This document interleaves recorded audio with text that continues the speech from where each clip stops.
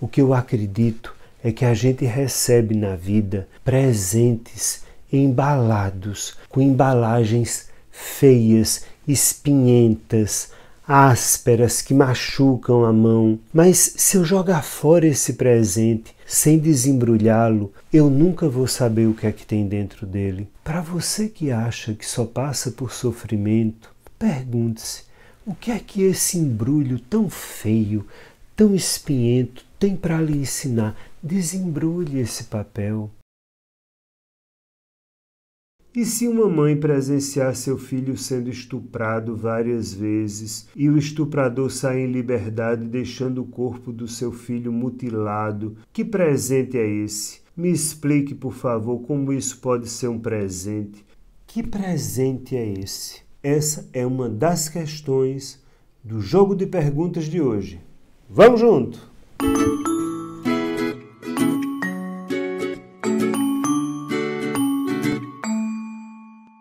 Olha que pergunta interessante Michele Santos me faz. Quando se está com uma namorada em um lugar público e ela é cantada por alguém de forma insistente, porém ela não faz nada, eu devo tomar a atitude de colocar o cara no lugar dele ou esperar que ela tenha a atitude de dar o fora? Eu tenho certeza que agora que eu acabei de ler essa pergunta, deve ter muita gente dizendo: você devia meter a mão na cara, devia ir lá e fazer e acontecer, isso é uma falta de respeito. Para, bebê! Para, que não é por aí. Michele Santos traz uma questão muito rica e que nos dá a oportunidade de pensar em um erro que muitos casais cometem: a falha de acharem que tem que ter a resposta pronta. Sabe qual a melhor atitude nessa situação? Conversar com a sua namorada. Dizer: escuta, tá acontecendo isso. Você quer que eu faça alguma coisa a respeito? Ou você prefere você fazer? Ou seja, inclui o outro na tua decisão e no teu sentimento. Os casais muitas vezes pecam por acharem que eles têm que ter a resposta nas situações ou na própria relação. Eu posso simplesmente ter a questão. Então, quando você se vir novamente numa situação dessa, inclua sua namorada no seu sentimento e traga ela para perto. Numa relação, eu não preciso ter a resposta. Eu posso ter a questão, e a questão muitas vezes une casais. Pede ajuda a quem você ama para decidir coisas. Isso é uma forma de trazer o outro para dentro, de você não passar por doido ou doida. Conversa com quem você ama. Pense nisso. Luciane Guedes pergunta: Marcos, gostaria muito que você fizesse um vídeo falando mais sobre como colocar os outros no seu devido lugar. O que responder a alguém que nos rebaixa e humilha, por exemplo, no ambiente de trabalho? Luciane, aí você deveria ter me dito de quem você está falando. Porque se for o seu chefe ou algum superior seu lhe rebaixando e lhe humilhando, aí não é uma questão para um psicólogo, é uma questão para um advogado, porque isso é assédio moral. E aí você precisa juntar provas, colher coisas para levar isso à justiça, porque ninguém pode humilhar ou rebaixar ninguém, mas um chefe menos ainda. Então, eu vou desconsiderar que seja um chefe e vou considerar que você está falando de alguém no mesmo nível seu. E aí seria uma questão entre colegas de trabalho, né? E sendo um colega de trabalho, eu poderia lhe dar respostas objetivas, como por exemplo, mande sempre e-mails, não peça nada verbalmente, tente ter aliados, outros colegas de trabalho como aliados seus, coisas assim. Mas isso tudo nem é por aí que eu quero ir. O que eu queria ir é, se é um colega de trabalho que não é mais nem menos do que você, por que ele tem força para lhe humilhar e lhe rebaixar? Porque eu fico pensando que, a menos que seja alguém superior a mim, que tem uma autoridade para, de fato, me humilhar profissionalmente, alguém igual a mim não tem força de me humilhar, porque eu não me sinto abaixo nem inferior a absolutamente ninguém. E aí você pode argumentar, mas eu estou há pouco tempo na empresa, essa pessoa está há muito tempo na empresa. Ainda assim, procura entender com que olhos você se observa. Porque se o outro se aproveita das suas fraquezas, da sua falta de conhecimento por estar chegando na empresa, para debochar de você ou coisas assim, você poderia perfeitamente se colocar numa posição diferente, não? E dizer, fulano, faça o seguinte, procure ter mais paciência comigo. Eu realmente não sei. Estou aprendendo. E até eu aprender, você vai ter que ter paciência comigo. Porque você está falando com um igual a você, compreende? Não é um chefe lhe humilhando. Então, é isso que eu estou dizendo. Qual é a sua subjetividade nessa história? Então, pense um pouco a respeito da forma que você se coloca, além dessas outras questões objetivas que eu coloquei. Tá bom? Pense nisso. E agora chegamos à pergunta que deu título a esse vídeo. Vou até beber.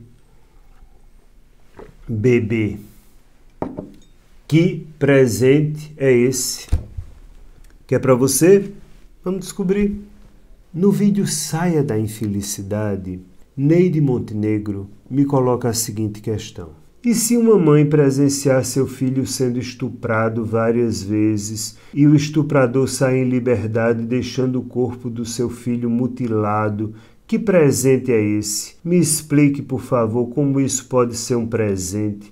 No caso da sua mãe foi fácil decidir assinar o papel. Para quem não assistiu o vídeo Saia da Infelicidade, Neide está se referindo a um relato que eu faço de quando minha mãe estava para morrer e que eu precisei assinar um papel ordenando apenas cuidados paliativos para ela, o que foi certamente o papel mais duro que eu já assinei na minha vida. E não, Neide, não foi fácil assinar esse papel como você está colocando, não. Foi muito difícil. Tenha cuidado para não comparar dor, porque a pior dor do mundo é aquela que a gente sente, não é? E é fácil sempre achar que a dor do outro é mais fácil do que a nossa. Mas você me pergunta que presente é esse, porque também no vídeo Saia da Infelicidade eu mostrava que as infelicidades sempre são de alguma forma um presente para a gente se melhorar de alguma forma. A sua questão, Neide, é que você está partindo do princípio que presente é sempre algo prazeroso. E não é neste sentido que eu uso a palavra presente. Quando eu digo que isso é um presente, eu estou dizendo que é um presente porque um presente é sempre aquilo que acrescenta algo na minha vida. Agora, o que esta situação vai acrescentar dependerá de mim. Diante dessa situação tão brutal, tão violenta que você coloca, não é? De ver um filho passar por isso e, além de tudo, a injustiça de quem faz isso, não ser punido, sair em liberdade, você me pergunta, na minha leitura com um certo tom de raiva, me explique, por favor, como isso pode ser um presente.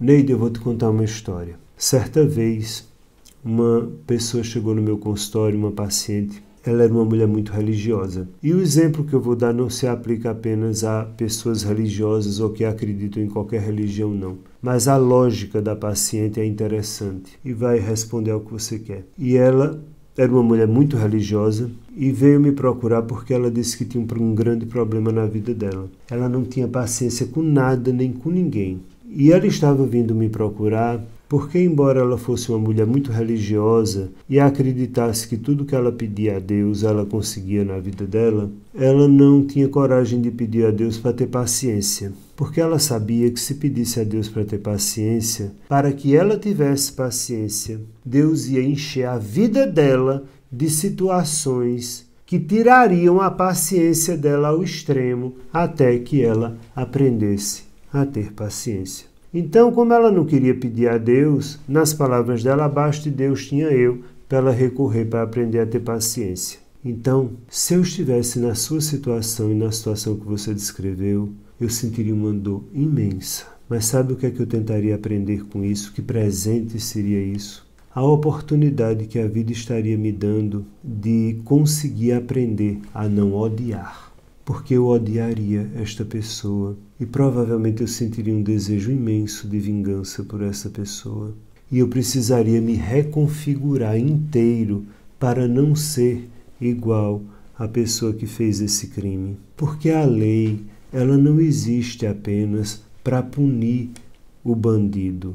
A lei existe para me proteger de mim mesmo. Porque quando alguém faz algo tão absurdo quanto isso que você descreveu, é óbvio que eu, você, qualquer pessoa, a vontade que a gente tem é de se vingar, é de fazer igual. Mas se eu fizer igual, a lei me pune, porque a lei me protege de eu me tornar igual ao bandido. A lei me protege de mim mesmo. Não apenas pune o bandido, mas me protege de mim mesmo. E é isso que às vezes a gente não entende. Então, eu tentaria me reconfigurar para não odiar e veria nesta situação um grande chamado da vida para aprender a desmanchar o ódio dentro de mim. E eu faria isso agarrando o meu filho, amparando esse filho, cuidando dele, amando esse filho e tentando curar cada ferida interna e externa desse filho com o máximo de amor e dedicação que eu pudesse, para não permitir que esta pessoa me enchesse do que ele estava cheio ao fazer o que fez com meu filho, que é ódio. Porque alguém que faz isso com uma criança é uma pessoa odiosa e odienta e que me convida a me tornar igual a ele. Compreende? Então, talvez o grande presente dessa situação que eu tomaria para mim seria o presente do exercício do não odiar. Como com a situação com minha mãe, foi o presente de aprender com muita dor a deixar quem eu amava partir. Pense nisso. Depois que eu postei o vídeo, talvez por isso seu amor não dê certo, muitas pessoas me fizeram o mesmo estilo de perguntas. Porque no vídeo eu falo de estilos, formas de expressar o amor. Então, eu peguei 3 perguntas que eu acho que ilustram todas as outras que chegaram nesse vídeo.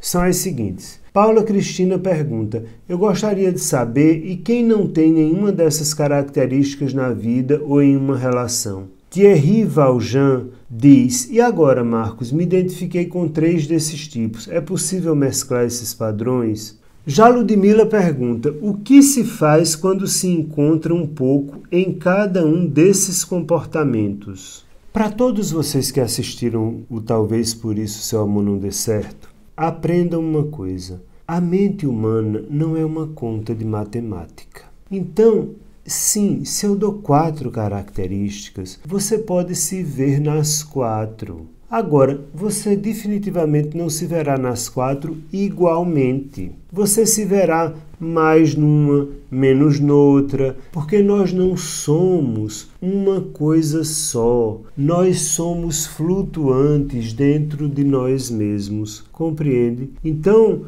quando Thierry fala na ideia de se é possível mesclar esses padrões, óbvio que sim. Uma pessoa que tem TOC, por exemplo, transtorno obsessivo compulsivo, ele muito dificilmente terá apenas TOC. Ele vai ter TOC, mas também vai ter depressão, as coisas se mesclam, se misturam. E para quem diz: eu não me identifiquei com nenhum desses 4 exemplos que você deu, isso é possível? Claro que isso é possível. Eu não estou dando aula de matemática. Eu estou falando de sentimento humano.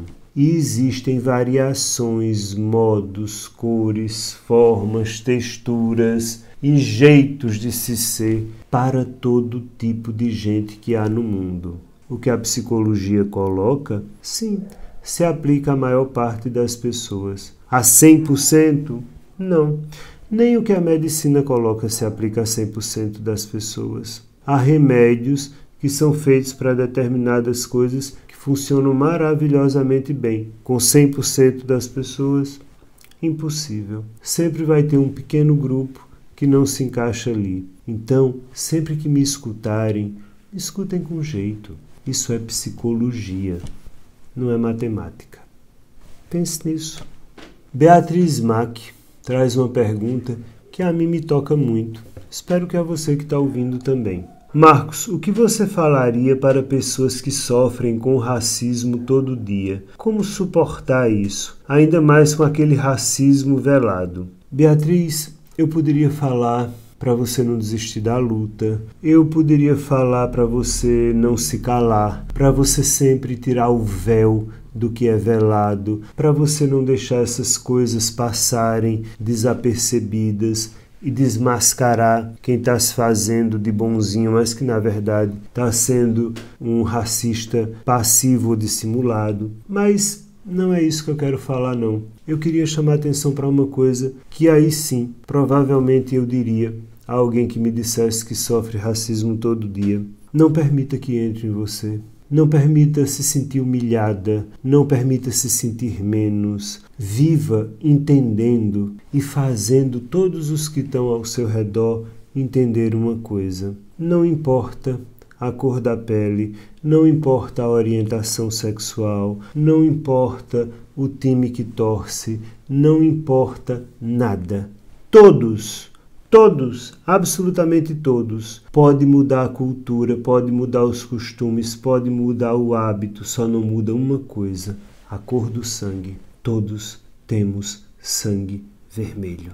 E quando eu digo que todos nós temos o sangue vermelho, eu não estou dizendo que todos nós somos socialmente tratados de forma igual, não. Absolutamente. Os negros são minorias, sim. De direito? Sim, são.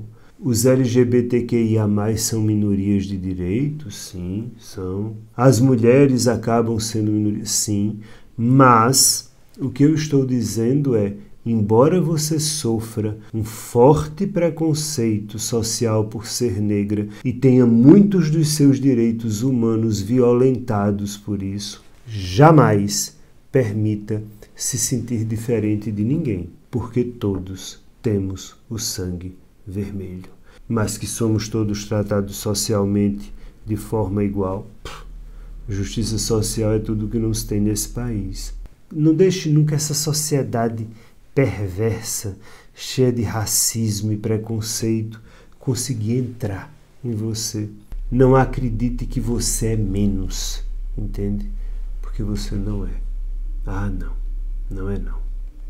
Eu espero que esse vídeo de hoje tenha trazido muitas reflexões para você, mas sobretudo que você saia desse vídeo mais leve e mais humano, porque é essa a finalidade minha quando gravo vídeo para vocês. E se assim foi, deixa o teu joinha nesse vídeo, isso é importante para mim. Vem fazer parte da família Nós da Questão se você ainda não faz. Se inscreve no canal, ativa o sininho e compartilha esse vídeo com o máximo de pessoas que você puder. Vamos distribuir leveza e conhecimento para quem a gente pode. Combinado? Tchau, até a próxima!